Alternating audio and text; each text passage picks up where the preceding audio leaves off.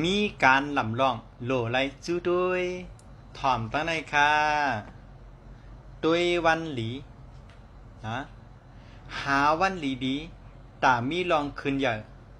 กว่าวันหลีเป็นอันลำลองไว้ในการเตะจะเมียวเหมอเหตุการณ์เมียวแล้วก็เย่ากูนาการอันลำลองการมังกลากูเมียวเมียวตั้งผุยเสียงค่ายเฮิรนก่อสร้างปางแขกผุยจกลาบย้อนสู้ตื้นหลัวไหลด้วยวันหลีเมียนเมียนด้วยวันหลีผุยหน้าการเหมอเสียงขายโคเหมอ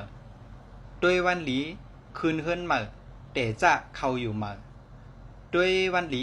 ค่ายห้องค่ายหอค่ายเฮิรนด้วยวันหลีมังกลาเฮิรนเก่าคืนเฮิรนเหมอด้วยวันหลีตามหือค่ายเขียงพลาเจ้าตีด้วยวันหลีคุดลิ้นโถมลิ้นด้วยวันหลีปกเสาจอมฝังเสาเอกด้วยวันหลีผุยป้ายแสงคายโคป้ายกุมปณีด้วยวันหลีซื้อกาเหมอกาเก่ากามือสอง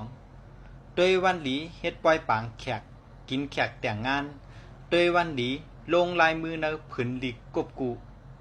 ด้วยวันหลีได้เกิดลูกผ่าเอาลูกออกด้วยวันหลีล่างแห้งถัดล่างพลัง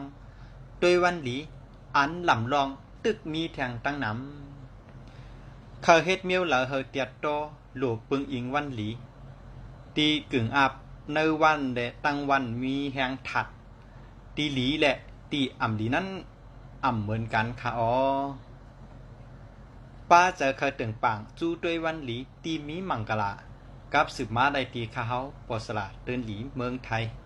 เดลัยเงื่องเวเพียเขียนเข้าหาลองดีสังว่าเสหางเลี้ยวเขาผู้กวนหางเลี้ยวเขาคือป้าวาสนาสนเจอป้าเจอนะเขาจู้ด้วยนะก็กับสืบเข้ามาไลตีหมายฟง0656699363ซ้ำทางกำหนึ่งค่ะ0656699363นะครับอ๋อจอยลาจือเมืองตีเฮาเกิดวันเกิดเลือนเกิดปีเกิดข้าวยามเกิดมาปันแจงแจงแรงแรงแดดแดดโตโตแค้มแค้มเสียกำค่ะ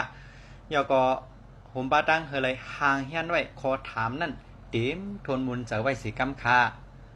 กาขันคู่ต่างกรุงสละ3 ปาก 60 ยันนะคะอ๋อเงื่องเวเพเข็น